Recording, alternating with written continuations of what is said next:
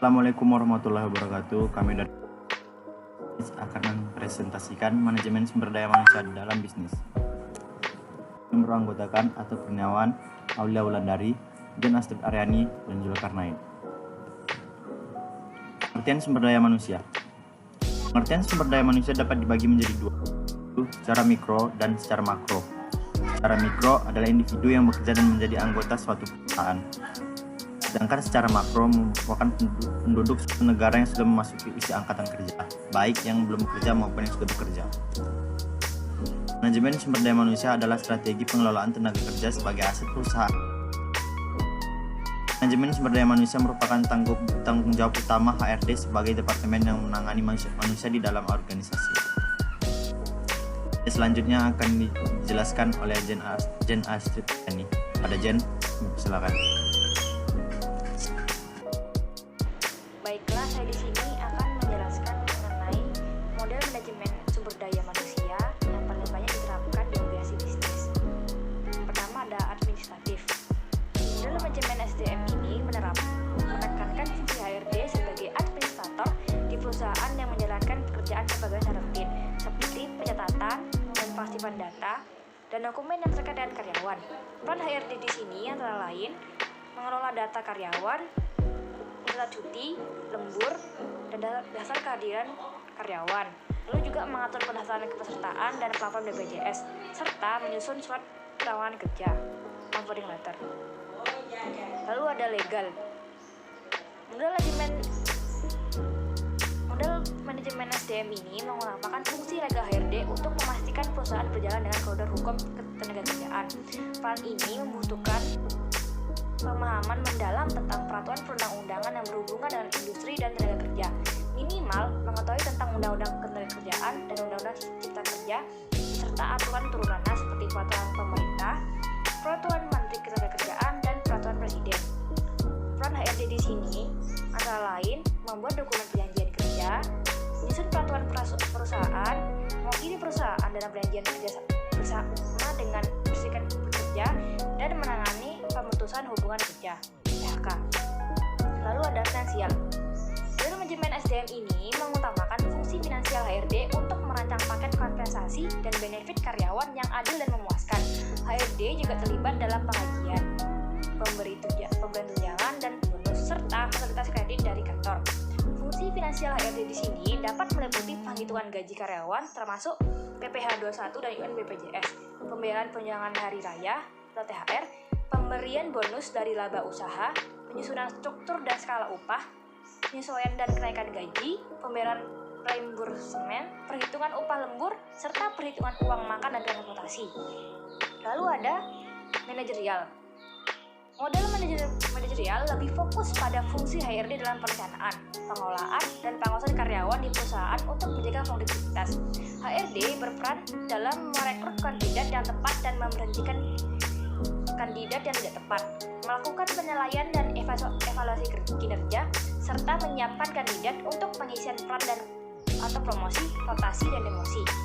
Peran HRD juga meliputi pelatihan dan pengembangan karyawan untuk meningkatkan skill dan kompetisi sesuai kebutuhan perusahaan. Model ini mensyaratkan keterampilan manajerial yang baik. Lalu ada humanistis.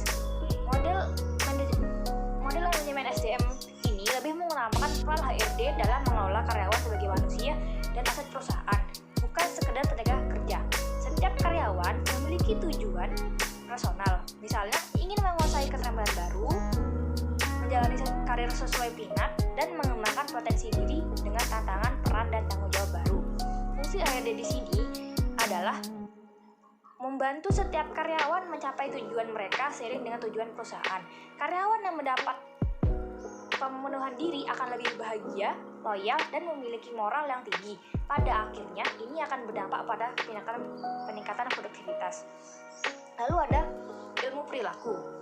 Model manajemen SDM ini berdasar pada ilmu perilaku atau psikologi dalam pengelola karyawan perusahaan. Ilmu perilaku berguna untuk mengarahkan karyawan pada tindakan yang tepat dan positif, yang kemudian dapat mendorong kontribusi mereka dalam pencapaian tujuan perusahaan. HRD harus bisa menjadi partner konseling bagi karyawan, menampung keluhan, serta menawarkan solusi jitu untuk memecahkan masalah. HRD HRD juga menggunakan pengetahuan untuk memahami karakter, sikap, dan perilaku karyawan. Contohnya, menentukan karakter yang cocok untuk sebuah peran di organisasi atau mengembangkan bakat-bakat di dalam organisasi. Baiklah, cukup sekian dari saya. Saya kembali kepada moderator. Terima kasih pada Jen. Selanjutnya di proses perencanaan SDM dalam bisnis yang akan dijelaskan oleh teman kita Zulkarnain. Pada Zulkarnain, dipersilakan. Nah, ini saya akan menjelaskan proses perencanaan SDM dalam bisnis. Proses perencanaan SDM dibagi menjadi 4 langkah yang meliputi 1. Perencanaan tenaga kerja ini. Langkah paling awal yang telah dilakukan dalam memulai perencanaan SDM, yaitu menilai ketersediaan sumber daya manusia yang ada di perusahaan. Penilaian ini termasuk dari berbagai aspek SDM. 2. Kebutuhan SDM di masa mendatang. Langkah selanjutnya dari perencanaan SDM yaitu menganalisa kebutuhan tenaga kerja di masa mendatang. Dalam langkah ini, berbagai variabel akhir seperti penjualan SDM, lowongan yang akan dibuka, promosi jabatan, berkait karyawan yang lain sebagainya perlu dimasukkan ke dalam pertimbangan. 3. Perjuangan permintaan SDM. Dalam langkah ini, penting juga untuk mengetahui strategi dan objektif bisnis jangka panjang agar perjuangan permintaan bisa sesuai untuk memenuhi kebutuhan perusahaan. 4. Strategi dan implementasi pencapaian SDM. Setelah mengetahui kekuatan yang dibutuhkan, ada bisa menyebabkan strategi berdasarkan perjuangan permintaan SDM yang sudah dibuat. Strategi yang dibuat itu harus bisa memberikan solusi bagi kekuatan masalah SDM di perusahaan.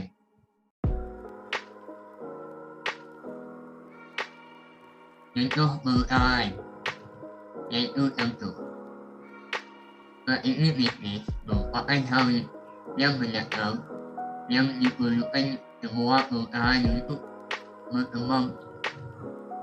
Strategi bisnis meliputi semua perencanaan dan bagaimana sebuah perusahaan beroperasi untuk menghasilkan keuntungan.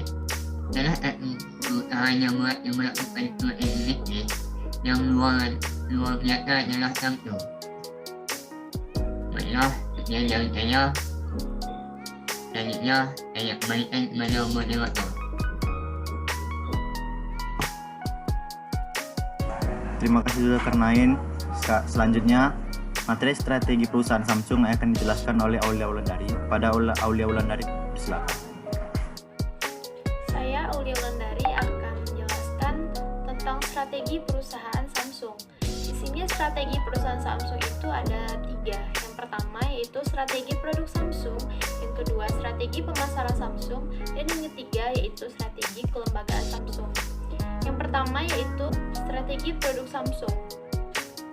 Apple Light dianggap salah satu strategi Samsung karena Samsung sengaja meniru produk Apple yang sudah cukup terkenal di pasar untuk mendapatkan perhatian konsumen. Strategi ini ternyata cukup berhasil menarik perhatian dunia. Salah satu faktor yang membuat Samsung menjadi peniru yang cepat adalah karena Samsung ternyata penyuplai komponen hardware terbesar untuk produk-produk Apple. Nah, pertanyaannya di sini adalah bagaimana sih cara Samsung bisa melakukan strategi meniru Apple dengan begitu cepat? Itu pertanyaan yang membuat semua orang penasaran. Samsung disebut juga oleh para analis sebagai peniru yang cepat dengan biaya bersaing dan jaringan distribusi yang luas. Faktanya, Samsung tidaklah tiba-tiba bisa melakukan strategi meniru Apple ini. Yang kedua itu adalah strategi pemasaran Samsung. Samsung memiliki kemampuan untuk memproduksi banyak jenis produk dalam waktu yang hampir bersamaan.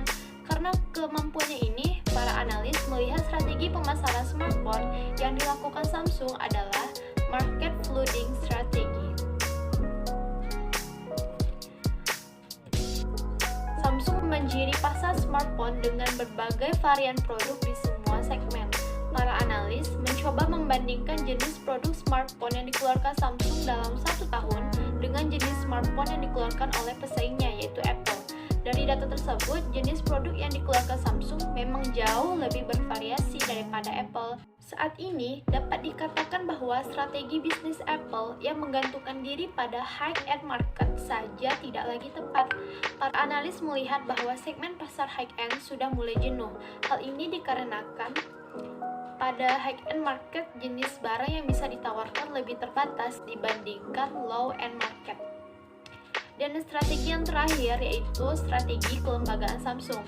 Strategi kelembagaan merupakan strategi yang mencakup seluruh aspek dalam perusahaan dan memanfaatkan seluruh sumber daya yang dimiliki oleh perusahaan.